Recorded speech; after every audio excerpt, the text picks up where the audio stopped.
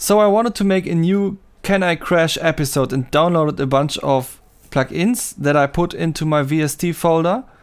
And yeah, let's go. Can I crash the plugin? The first plugin that I wanted to crash was the piano emulation because it's a physical modeling thing and I like that a lot. But here's what happened. I was looking at it, no resize, accessible keyboard, what is that? I have no idea, let's turn it off again. And done. I crashed the plugin. Cool. Can I crash the plugin?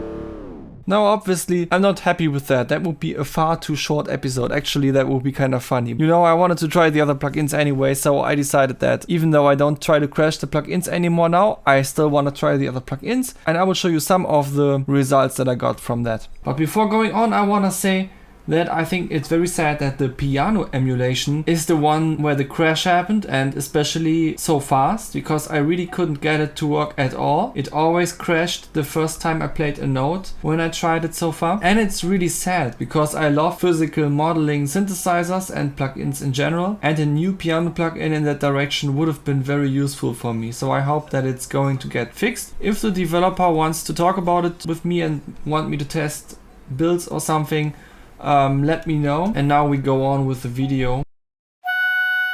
When the developer wrote this plugin, they must have wondered, how cute do I want my plugin to be? And come to the conclusion, yes.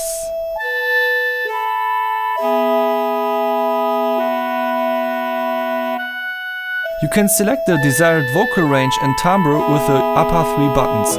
When no button is selected, it still plays the last one. But apart from that, it acts like a radio button. You can select multiple ones at the same time.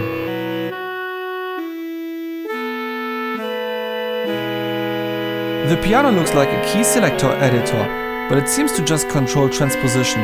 There is a scale feature, but I couldn't figure out what it's used for yet. I like how the vibrato exposes the grainy nature of the synth. The reverb, however, can be used to mask it with wide diffusion.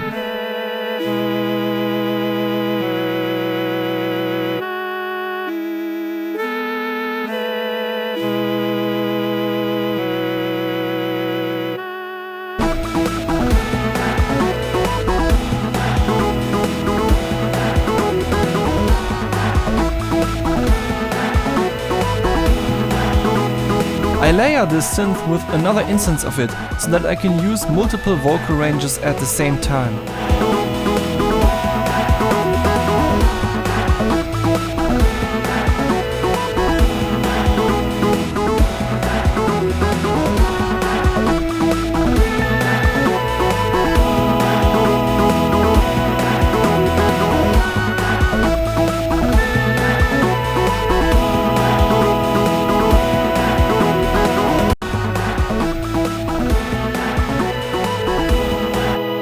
Colorizer resynthesizes audio with an ADSR envelope generator and a comp filter. So it's essentially like Hammer and Meisel, but just without the modal filter, right?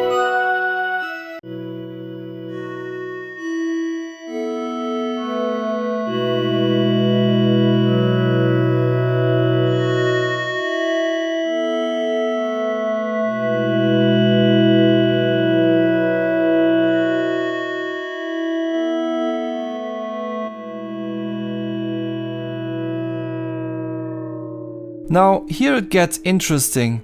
I found something that is not possible with Hammer und Meisel. Modulating the damping parameter adds a quirky pitch drift.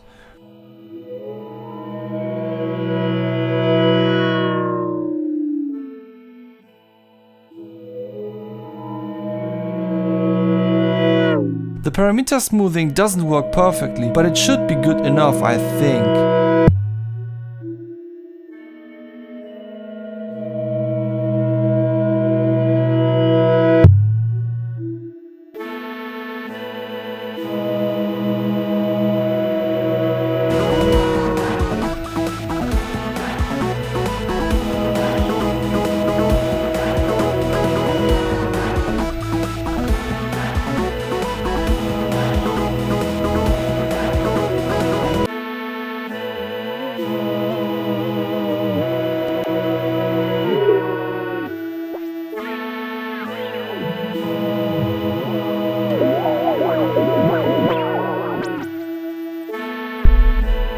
This thing is a binaural panner. Its main purpose is to let you position the signal in 3D space when perceived via headphones. For some reason it has a multiband split, which makes the effect sound less real, but at least the wet mix doesn't phase. I personally think DeReMiLamb is way easier to use, but this effect lets you insert custom HRTF files. HRTF files contain information about your specific head's shape that can make the effect more immersive to you. But yeah, I haven't tried that yet.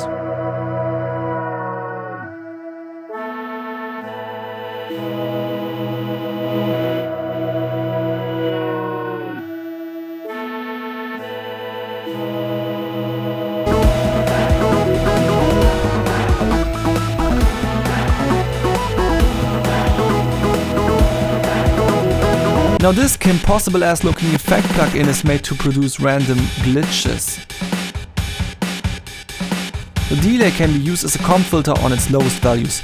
Unfortunately there is no key tracking, LFO or other type of interesting modulation.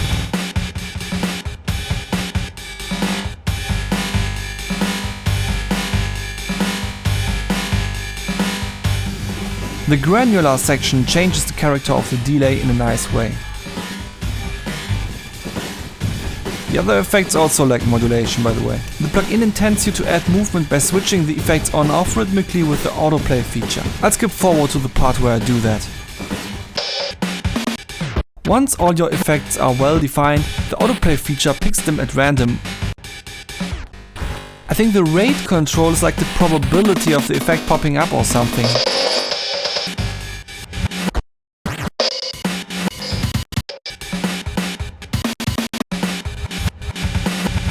You can disable the effects you don't want to use and change the length of each occurrence.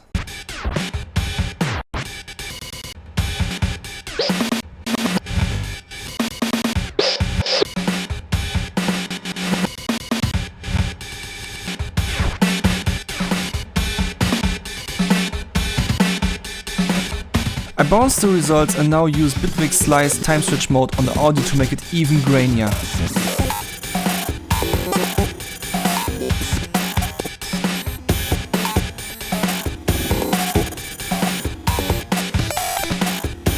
Only thing missing here now is audio quantize.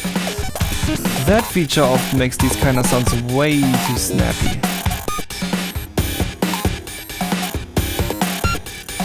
Let's go!